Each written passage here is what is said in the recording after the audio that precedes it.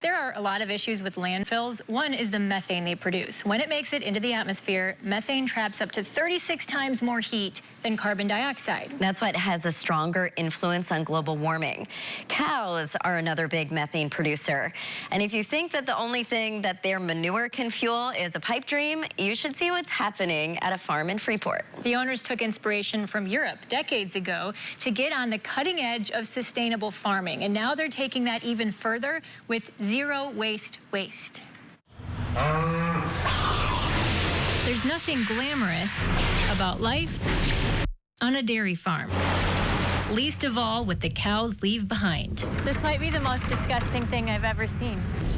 This is like the temporary holding pit, if you will, for all the manure coming out of the barns. This manure marsh, or technically lagoon, is a poo paradise to the owners. Not a drop goes to waste. Instead, it helps power an operation that includes more than 3,000 cows. The solids get separated here. Norma Lawson helps run Brook View Dairy. Her brother bought the farm in 2004. He has always tracked what has been going on in terms of advanced manure management and sustainable farming practices.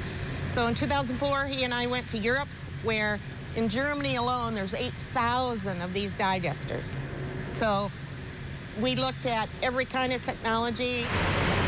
Before the biodigester, the farm would take raw manure and spread it in the fields. There's still some pathogens in that manure, fly larvae, so not the most neighbor-friendly thing to put on the fields. And the digester eradicates, 90 to 95% of each of those negative aspects of the manure. Here's how the digester works. Brookview pumps the manure from the lagoon underground into this building. This is the heat exchanger, and this is where the waste heat from the electric generators helps to preheat the manure. From the heat exchange, it goes into one of these 3 green tanks, the biodigesters. Those tanks are kept at a controlled temperature, typically between 98 degrees Fahrenheit and maximum of about 104 degrees Fahrenheit. Okay. That's ideal for mesophilic anaerobic digestion. The process kills off bad bacteria and breaks down the material, leaving the gas to rise to the top.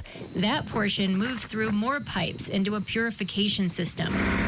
It goes in as only 55% pure methane, but the system separates it. And now you've got a nearly pure methane stream, 99% plus purity, and that's what then becomes your renewable natural gas. What's left at the bottom of the biodigester goes through another separation process that leaves behind solid fibers. The farm uses some of it as bedding for the cows. A grant last year allowed them to start a new business, turning the rest of the leftovers into compost. It'll be 140 to 150 degrees on the inside of this pile. And that's why you see the steam when they go down the line. The compost goes back into the farm's 3,500 acres of fields, which helps grow the corn that feeds the babies and the moms, and the process starts all over again. You can find out where to buy the soil from their more recent composting operation. It's in this story on our website. But the farm sells the gas to a virtual pipeline. The biodigester also generates up to 12 million kilowatt hours of electricity per year. That's enough to power up to 1,000 homes, Ellen.